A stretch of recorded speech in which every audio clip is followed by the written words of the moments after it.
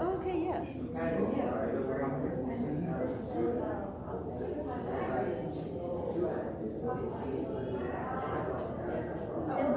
This is for Stephanie.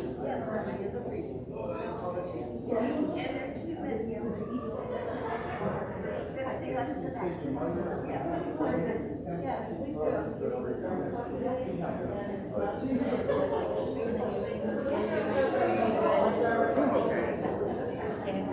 How are you? I thought that's going to be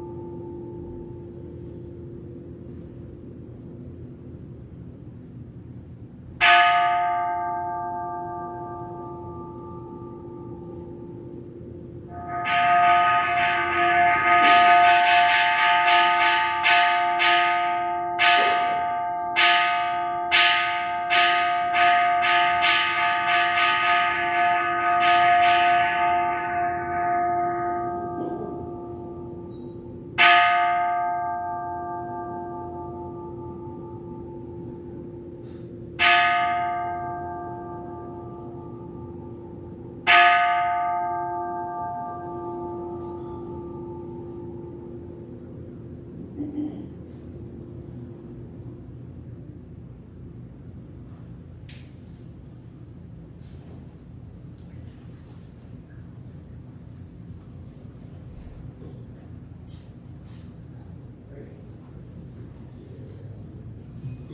morning. Welcome to today's service. We'll get started today with a sutra, Jusage, which is found on page 23 in the purple book. And today we'll be led by Ruth.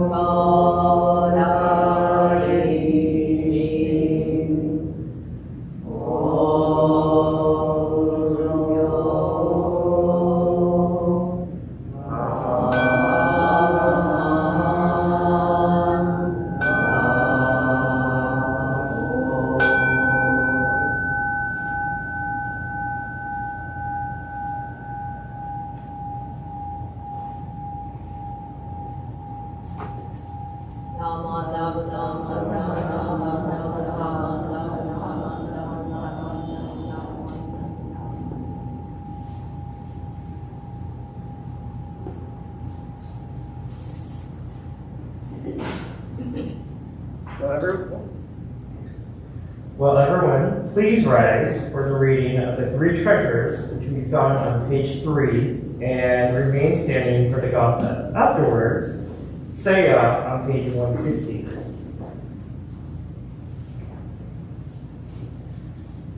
Fortunate is it to be born into human life. Now we are living it. Rare is it to encounter the teachings of Buddha. Now we hear it. If we do not seek the truth of the Dharma in this life, in what life shall we find it? Let us reverently take refuge in the three treasures of the truth. I take refuge in Buddha. May we all together absorb into ourselves the principle of the way to enlightenment and awaken within us our highest aspiration. I take refuge in Dharma. May we all together be submerged in the depth of the Dharma and gain wisdom as deep as the ocean. I take refuge in Sangha. May we all together become units in true accord, in a life of harmony, in a spirit of universal brotherhood, freed from the bondage of selfishness. Even through ages of myriads of kalpas, hard is it to hear such an excellent, profound, and wonderful teaching. Now we are able to hear and receive it. Let's thoroughly understand the true meaning of Tathagata's teaching. Namo Amida. Namo Amida. Namo Amida. Namo Amida. Namo Amida. Namo Amida. Again, our gatha will be Seya, found on page 163.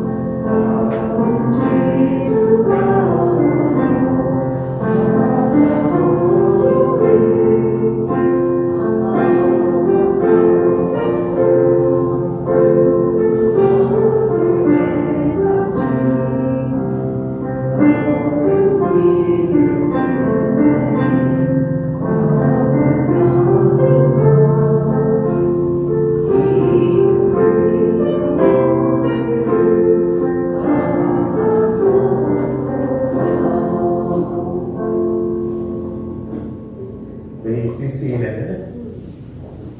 We will now hear a message from Minister Assistant Ruth Terry.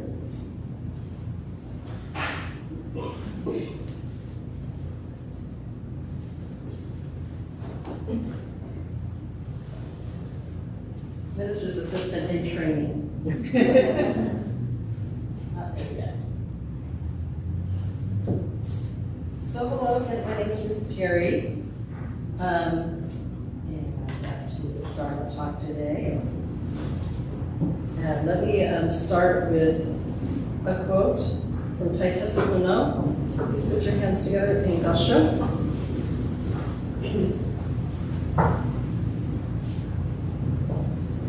The goal of the Buddhist path is to awaken to the true and real life that flows within us. Since most of us neglect or ignore the true and real life that flows through us, it calls attention to itself through the name, Namo Amida Butsu. In our saying of Namo Amida Butsu, it is actually life, calling unto life itself, whether people are aware of it or not. When we respond fully to this call, we shed the self-enclosure of the ego self and return to the freedom of true and real life. Namo Amida Butsu. Namo Amida Butsu. Namo Amida Butsu. So today I was going to talk briefly about something I've been thinking about lately, about how some folks refer to Buddhism as a philosophy, and how some folks we call Buddhism a religion. And so there's a few things we're going to talk about. First of all, I'll discuss a little bit what I found in terms of the definition of religion versus philosophy. And I'll talk a little bit about the personal ramifications or consequences of referring to Buddhism as a philosophy or religion. Also, some of the societal or legal ramifications. Then I have a little story, and then I'll have a quote from Reverend Oakley at the end. And we'll remember that. So first I'll start with the definition. This is kind of paraphrased from Merriam-Webster. Like, what is a religion? One definition is service to or worship of a god or a supernatural entity. Faithful devotion to an acknowledged ultimate reality or deity.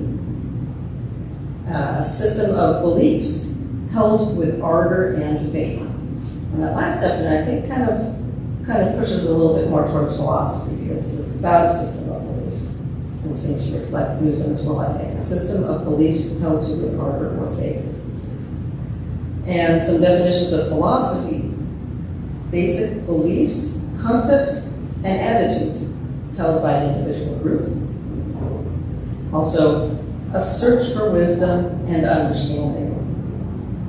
Again, I think that second definition definitely pertains to Buddhism. So I want you to think for a moment, but what do you think about Buddhism? And I should kind of preface this with a bit of an apology that this is really, as in my experience, really only a question for people who are new to Buddhism in the way I am. They didn't grow up with Buddhism. I think most of the folks that I know that grew up with Buddhism, they don't think about whether it's a religion or not. But I was reading an article that was saying that about half of the adults that come into Buddhism as adults come from a Christian background or a Judeo-Christian background, which isn't surprising. So they're coming from another religion. And so they're thinking about, and so I think that there's a lot of thoughts that come with that and a lot of background and a certain amount of discomfort about switching to religion, different religion. And I'll get back to that a little bit later. So, when you think of your Buddhism, do you think of it as a religion or as a philosophy? And when you tell people you're Buddhist, do you tell them, well, this is my religion, Buddhism is my religion? Or do you say, this is my philosophical standpoint, Buddhism represents my philosophical standpoint on how I think about life? So, I'd like to talk a little bit about personal and societal ramifications of referring to Buddhism maybe as a religion as opposed to a philosophy. For one thing, if you think of Buddhism as a religion, well, philosophies don't tend to have churches, right? So Buddhism as a religion provides us with its home, its gathering place. It gives us a place to meet other like-minded people. It gives us an opportunity for activities and gives us an identity.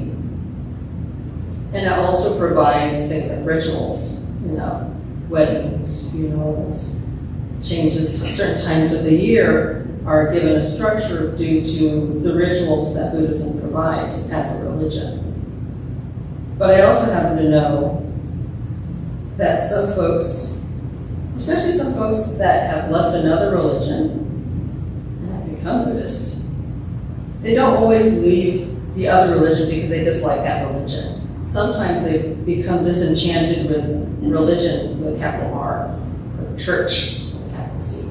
They become disenchanted with organized religion. And so that's one thing that attracts some people to Buddhism is the thought that, well, it's not really religion, it's philosophy, right? Buddha didn't describe himself as a god, he never did. So there's that. You may personally feel like you're not very comfortable describing yourself as a religious Buddhist. But I think we do need to be careful about the words we use. Because if Buddhism is no longer a religion, when you're not there, it's hard to be listened to, right? You tend to be ignored, you tend to be forgotten if you're not in that category. And so when thinking about what things are religions and what things are not, it made me think of a story that I remembered, and it happened in Florida, of course, in 2014. So there was a church in Orange County, Florida, and its school board, this is a public school, its school board approved of Bibles and Christian materials being handed out to students. And nobody thought anything of it, except there were a group of, I don't remember the name, but there were a free thought group that protested this and say, hey, if religious materials are going to be handed out in public schools, we should have atheistic literature that we can hand out as well. So they handed out, and they got approved, so they were handing out information about not being religious. And so then Satanists decided, hey, we're in on this too, right? So this group of Satanists in Florida, they created a coloring book. And I've seen some of the pages. It's not gnarly or anything. It's actually kind of funny and tongue-in-cheek. And of course the school board couldn't say anything about that because religions were being allowed to hand out literature. And you might imagine that very, very quickly the school board decided, okay, no religious paperwork or literature is going to be passed out in our public schools. So it is something to think about. I mean, as a religion, we need to be counted. And we need to be seen as important. And I worry a little bit sometimes if we focus too much on Buddhism as a philosophy, that we won't be there on the team of religions that are accessible to people in America, seen seriously as religion. And so I want Buddhism to be seen as a valid, legitimate choice for people to follow their spiritual path. And I feel that embracing Buddhism as a religion, and this is just a personal kind of attitude of mine, that seeing it as a religion helps me wholeheartedly grasp Buddhism as the way I want to live, as the way I want it, as a way to change how I live and how I think. And it makes me think about a long time ago when Reverend Ogwe was our minister. He used to talk about sukiyaki, right? He's like, and I don't remember the exact quote, so I'm just doing this from memory, but he said, well, sukiyaki is wonderful. But you can read the recipe for sukiyaki all you want. You can watch people make it, and it's not the same until you eat the sukiyaki. You have to eat the sukiyaki in order to taste the sukiyaki and really understand what sukiyaki really is. And to me, that's kind of like engaging yourself in Buddhism, owning Buddhism, saying, Buddhism is my religion, it's part of my life. So, that's it for my talk. And so if you can please show, I will close again with the quote from Taitetsu Unna. The goal of the Buddhist path is to awaken to the true and real life that flows within us. But this life is inseparable from its physical container. Since most of us neglect or ignore the true or real life that flows through us, it calls attention to itself through the name, Namo Amida Butsu. In our saying of Namo Amida Butsu, it is actually life calling unto life itself, whether people are aware of it or not. When we respond fully to this call, we shed the self-enclosure of the ego self and return to the freedom of true and real life. Namo Amida Butsu. Namo Amida Butsu. Namo Amida Butsu. Okay, thank you.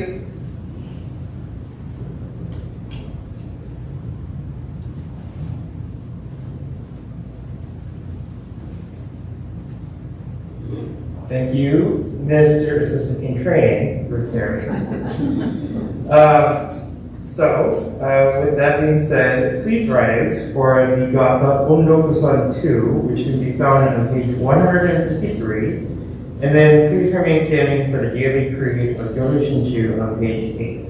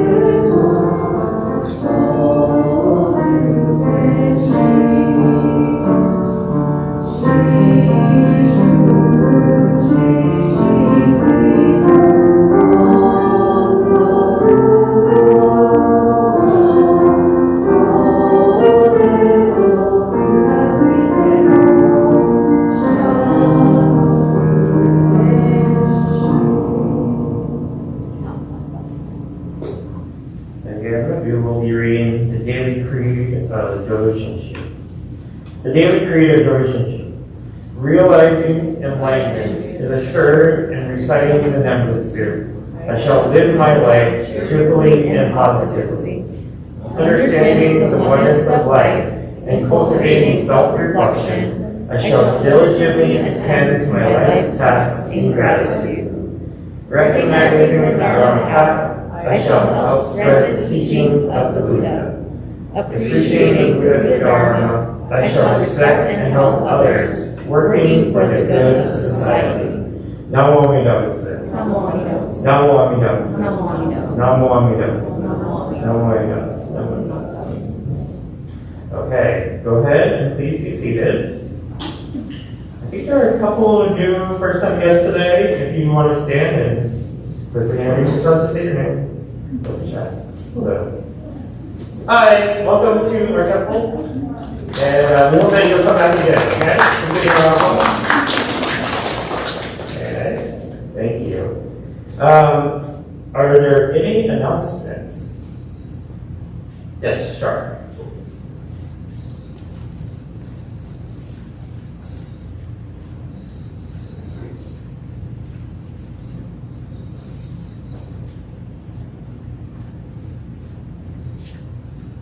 Thank you everyone who came to help yesterday for Mochi and Manju. There is another sign up on the back bulletin board. We need people to help clean the kitchen up on Monday the 24th after bazaar. So if you're available to do that, I know all of our young people work, so anybody that's available to help 9 a.m. on Monday, sign up sheet is on the back bulletin board. Thank you. Anyone else? Sure, so thank you for everyone who came yesterday to help me Mochi and Manju. We still have a number of slots open to volunteer for Bazaar for the next couple of days and week. So please feel free to look to the back board or come up to me if you have any interest in volunteering. I think you need a little bit of help still, so that would be great. The other thing that I'll note is that we made some extra Mochi and Manju yesterday, so it is available for sale online, previously sold out, but available online for purchase at this current moment. So feel free to purchase it online.